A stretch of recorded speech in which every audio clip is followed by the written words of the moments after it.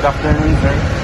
We're from University of Western Pangasinan, USID 3 Black Eye, and we're making a short small documentary about how companies use technology and handle workplace issues. We'd like to ask you a few questions.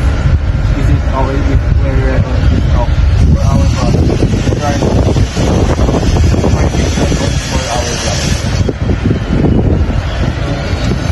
The first question, sir.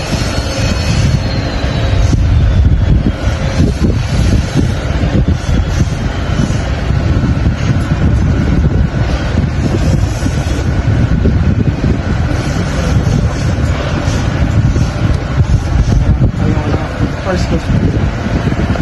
What device, software, or digital tools do you regularly use in your daily tasks? So usually ang ginagamit ko lang naman is yung cellphone ko at laptop ko mostly ng mga tasks. Then sa work naman, magamit kami ng mga software. Basic softwares lang tulad ng Office, Excel, messaging apps like Viber lang para sa communication. Dito sa office hanggang sa site. Then sa mga technical naman, gumagamit kami ng mga AutoCAD and SketchUp.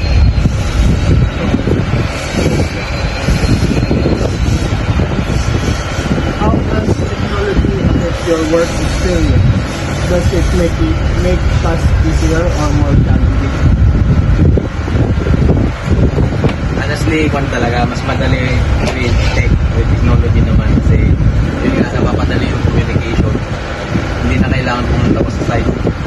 May gusto may clarify ko na lang. Pero medyo hassle lang minsan pag nagdulo ko yung internet or may glitch sa system.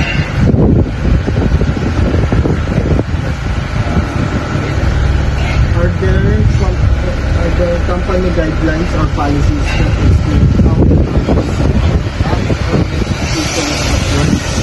If yes, how are these rules introduced to you?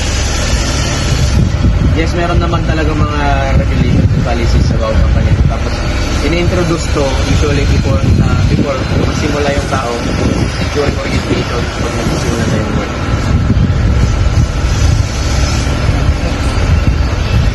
What workplace issues or conflicts commonly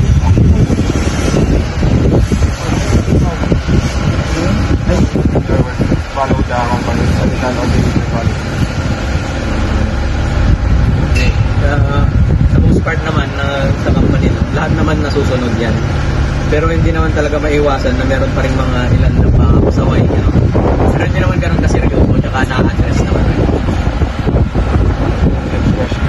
What workplace issues or conflicts commonly occur and how are these usually resolved by the company?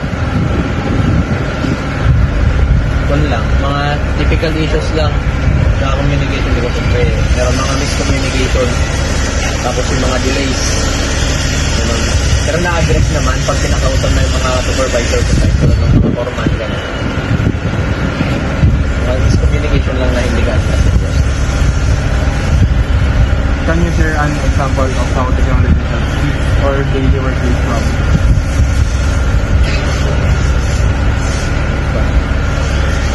Can you share an example of how technology helps fix or daily workplace problems? Yun. Mas napapadali nga, di ba? Kasi sa site, hindi maiwasan na pag may gusto may clarify yung tao, kailangan natin sabihin.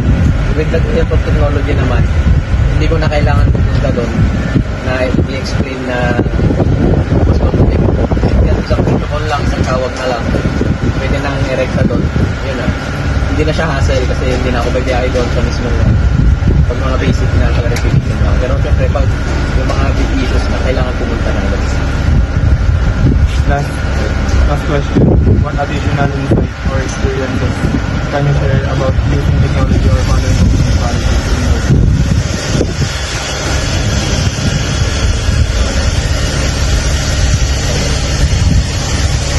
For me lang technology really helps keep everything organized. Mas madaling matrack yung progress, maghanap ng files ngayon. Pero syempre dapat may mga policies din tayo na dapat pa rin masunod sa related sa technology. Kung ano ang limitations natin.